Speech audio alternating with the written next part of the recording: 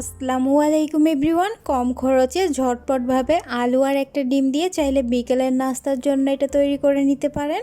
খেতে অসম্ভব মজাদার। একবার এই নাস্তাটা বাসায় তৈরি করলে সবাই খেয়ে আপনার প্রশংসা করবে।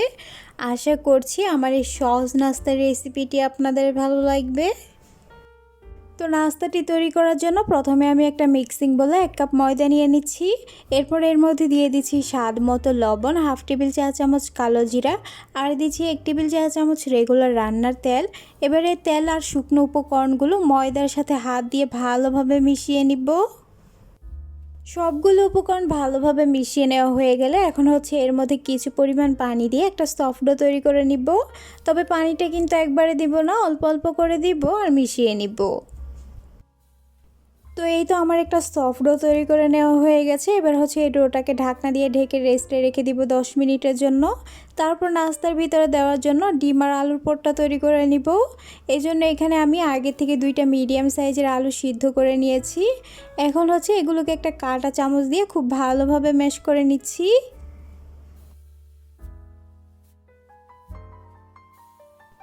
আলুগুলো ম্যাশ করে নেওয়া হয়ে গেলে এবার এর মধ্যে আগে থেকে সিদ্ধ করে রাখা একটা ডিম গ্রেটার দিয়ে গ্রেট করে দিয়ে দিব। তো ডিমটা গ্রেট করে নেওয়া হয়ে গেলে এখন এর মধ্যে দিয়ে দিচ্ছি 2 টেবিল চা চামচ পেঁয়াজ কুচি, দিচ্ছি 2টা কাঁচামরিচ কুচি, আর অল্প কিছু পরিমাণ ধনেপাতা কুচি, দিচ্ছি স্বাদ মতো লবণ, আর 1 টেবিল চা চামচ চিলি ফ্লেক্স, এখানে ঝালটা যার যার টেস্ট অনুযায়ী, আর দিচ্ছি হাফ টেবিল চা চামচ ভাজা জিরার গুঁড়া, দিচ্ছি হাফ টেবিল চা চামচ চাট মশলা। এখন এই সবগুলো উপকরণ আলুর সাথে ভালোভাবে মিশিয়ে নিলে নাস্তার ভিতরে দেওয়ার জন্য ডিম আর আলুর পুরটা পুরোপুরি রেডি। তারপরে এই পুরটাকে একটা সাইডে রেখে দিয়ে অন্য একটা মিক্সিং বলে হাফ কাপ ময়দা নিয়ে নিচ্ছি। এরপর এর মধ্যে সামান্য লবণ দিয়ে দিচ্ছি আর দিচ্ছি হাফ টেবিল চা চামচ চিলি ফ্লেক্স। এখন এর মধ্যে অল্প অল্প করে কিছু পরিমাণ পানি দিয়ে একটা পাতলা ব্যাটার তৈরি করে নিব।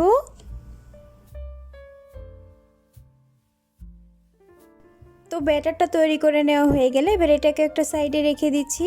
তারপর আগের থেকে যে ডোটা তৈরি করে রেস্টে রেখে দিয়েছিলাম ওইটাকে এখানে নিয়ে নিয়েছি। এখন এই ডোটার উপরে বেলা সুবিধার্থে কিছু পরিমাণ ময়দা দিয়ে একটা বড় সাইজের রুটি বেলে নিব। আর এই রুটিটাকে একটু পাতলা করে বেলে নিতে হবে।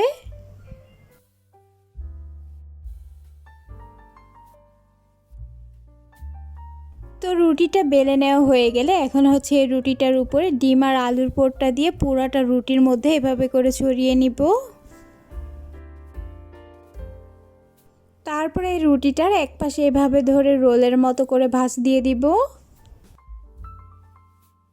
এখন এই রুটিটার লাস্টের অংশটাতে সামান্য পানি লাগিয়ে দিচ্ছি, তাহলে নাস্তাটা ভাজার সময় আর খুলে যাবে না। এরপর এই রোলটাকে হাত দিয়ে এভাবে করে একটু লম্বা করে সেট করে দিচ্ছি। তারপর রোলটার দুই পাশ একটা ছুরি দিয়ে কেটে প্রথমে সমান করে নিব। এরপর এটাকে ছোটো ছোটো করে পিস দিয়ে কেটে নিব। খুব বেশি ছোটো বা বড় করে কাটবো না, মোটামুটি মিডিয়াম করে কেটে নিতে হবে। তো পুরাটা রোল কেটে নেওয়া হয়ে গেলে এখন এখান থেকে একটা লেচি হাতে নিয়ে হাত দিয়ে এভাবে করে চ্যাপটা করে নাস্তার শেপ দিয়ে দিচ্ছি।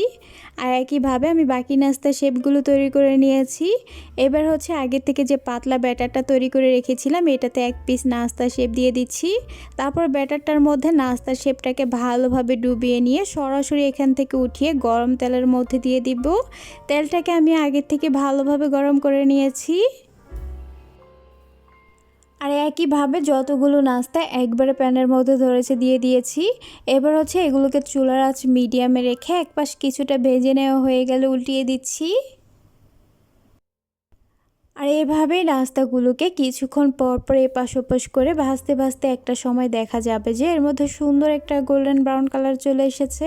এই পর্যায়ে এখন এগুলোকে তেল থেকে উঠিয়ে নিচ্ছি।